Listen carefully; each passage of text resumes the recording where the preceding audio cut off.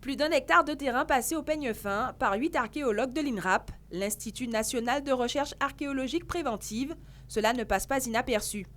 Depuis 5 semaines, aiguillés d'une carte d'ingénieur du roi établie entre 1764 et 1768, ils grattent, fouillent et prélèvent des vestiges d'habitations sucrières.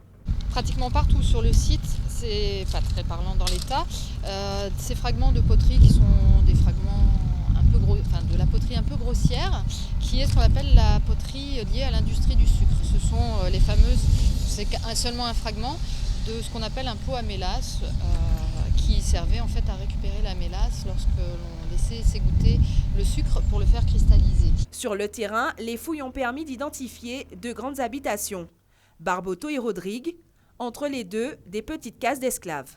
En fait, ici, toutes ces structures que l'on a découvertes sont toutes plus ou moins de même nature.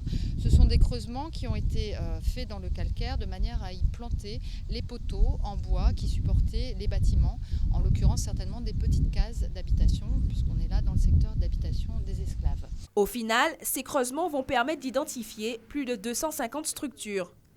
Elles vont être numérotées, photographiées, dessinées, puis topographiées. Chaque trou de poteau, chaque structure que vous avez vue, il y a des petits clous à côté. Chaque clou est positionné très précisément dans l'espace en X, Y, Z. Et après, je vous montrerai les plans que ça donne.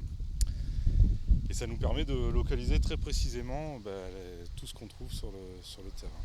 D'ici là, il reste encore 3 semaines à nos archéologues pour découvrir d'autres vestiges historiques et une journée porte ouverte à destination du public mercredi prochain.